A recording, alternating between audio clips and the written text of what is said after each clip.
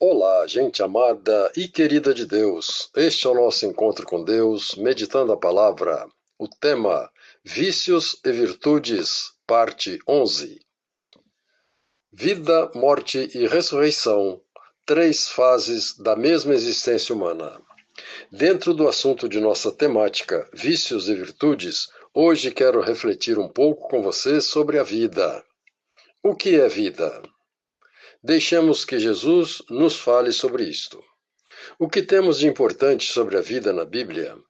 Muita coisa, certamente. A Bíblia nos fala muito sobre a vida. E o que mais me impressiona é esta afirmação de Jesus: Eu vim para que todos tenham vida e a tenham com abundância. Evangelho segundo João, capítulo 10, versículo 10. Nesta afirmação de Jesus está dito tudo sobre o que é vida.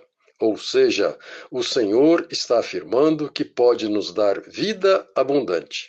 Foi para isto que ele veio ao mundo, donde se deduz que estar com Cristo é ter vida, e vida plena. Muitos textos bíblicos derivam daí. Por exemplo, Jesus diz: Eu sou a videira e o meu pai é o agricultor. Todo ramo que estiver unido a mim, meu pai o limpa e poda, para que produza mais frutos ainda. Evangelho segundo João, capítulo 15.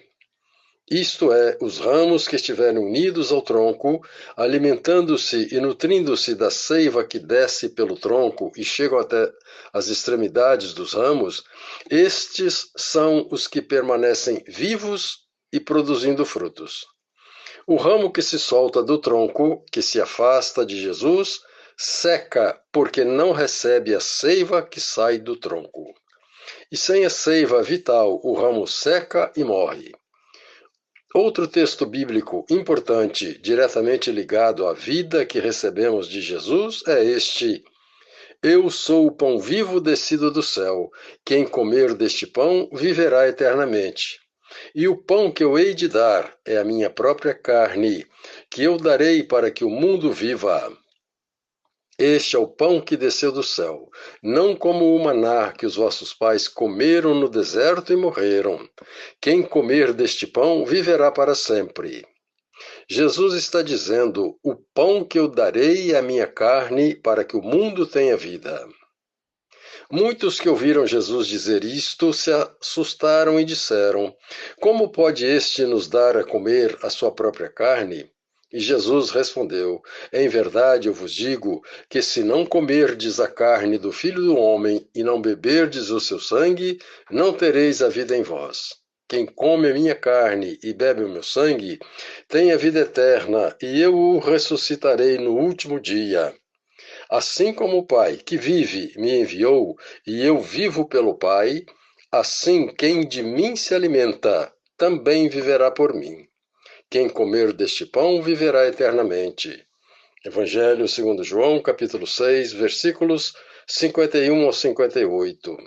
Ou seja, como o texto anterior dos ramos unidos ao tronco, que se alimentam e se nutrem da seiva que desce do céu, através de Jesus, o tronco da videira, também quem de mim se alimenta viverá por mim, afirmou Jesus.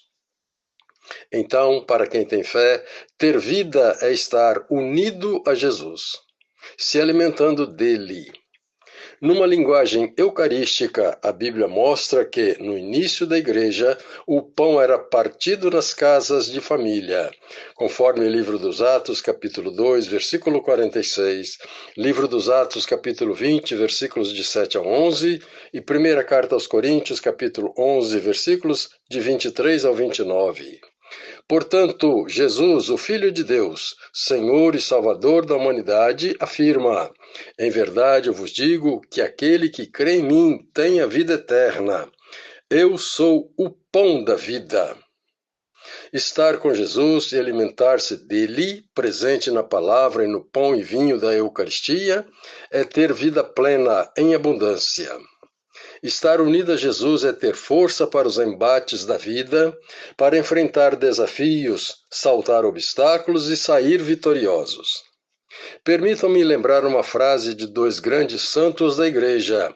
Agostinho de Hipona, que viveu nos séculos IV e V, e o padre Pio de Pietrelcina, que viveu agora no nosso contemporâneo.